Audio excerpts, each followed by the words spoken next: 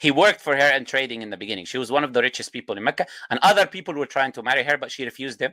And she chose Prophet Muhammad والسلام, because he was known to be trustworthy and honest among the people. So she is the one who kind of proposed to him, you just put it in that way, right? So Prophet Muhammad had all the money he needed. And the same people that I told you offered him authority, they offered him all the women he wants, and they also offered him all the money that he likes. This was one incident where they offered him all of these things. They said, stop calling people away from the religion of our forefathers, from the idols.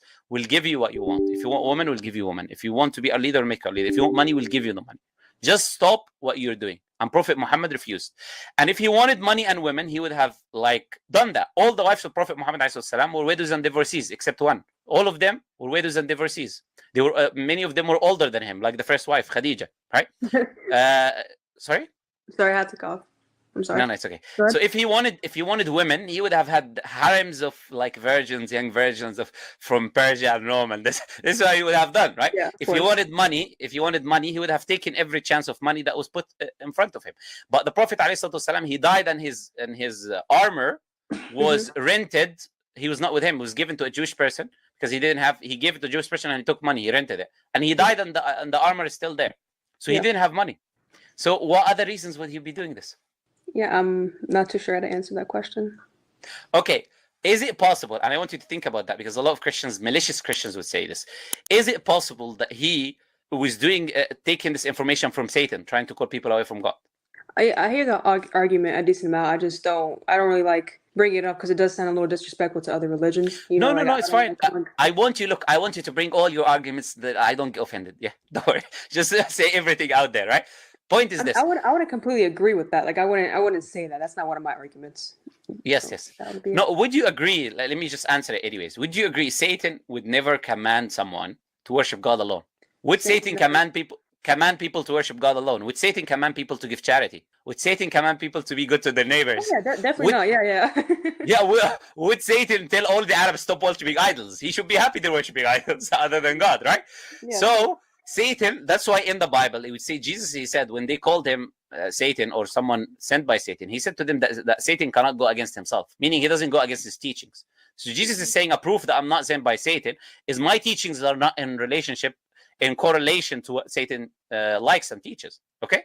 So if Prophet Muhammad ﷺ could not have been any of these things, then what could he have been then? And he's the only messenger that affirmed the previous messengers. The only other religion that believes in Jesus, other than Christianity, is Islam. Yeah. So what if he's not a prophet of God? There has to be a logical explanation to what he is. Wouldn't you agree? Sure, yeah.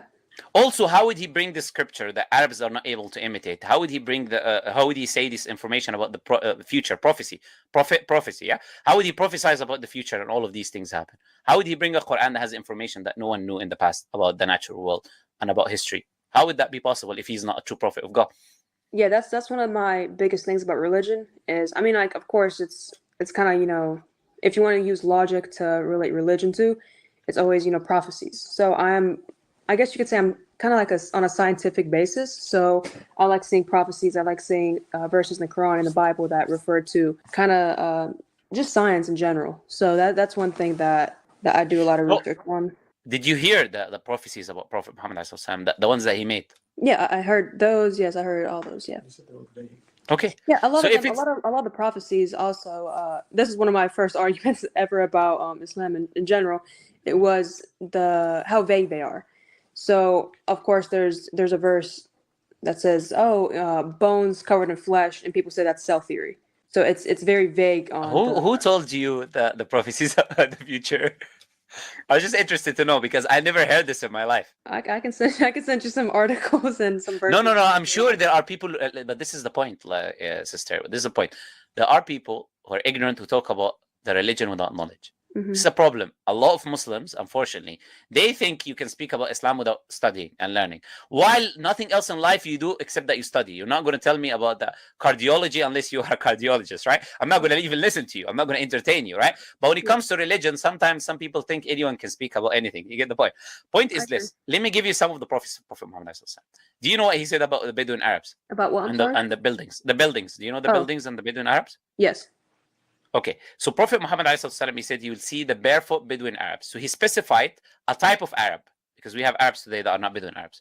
He said the barefoot Bedouin Arabs, will be competing in building the tallest buildings. And where's the tallest building in the world today? Not sure. And it's Burj Khalifa in Dubai. And Saudi Arabia is building a taller one now that is 1,000 meters. The other one is 867 or something like that meters, right? So he said 1,400 years ago they're going to be doing this. But the point is, Dubai was a desert 50 years ago. What changed? Where did they get the money from? Probably oil. Stop telling her the answers. I call you. No, I was asking. No, it's okay. I was just joking with you guys. What was you my can tell her the answer. question It's okay. that I asked? I asked what's a. It's okay. She was asking what's a Bedouin. Yeah, I didn't know. Oh, okay. No, it's okay. You can ask me as well. No problem. Bedouin is someone who lives in the desert, Okay. doesn't have civilization, buildings, and stuff like that, right? I don't want. So people who are, they live in tents. No, it's okay. You can please interrupt me, right? Because I want it to be engaging, right? So Okay. they have tents and they live with camels and sheep and this and they hunt. That's it. They don't have civilization and buildings and stuff like that. Those are the Bedouins, right? Okay. So Prophet Muhammad said they will be competing in building tall buildings. And as I said to you, 50 years ago, it was a desert. So how it changed is that they found oil, which is called the black gold. Mm-hmm. Prophet Muhammad said 1,400 years ago that the earth will puke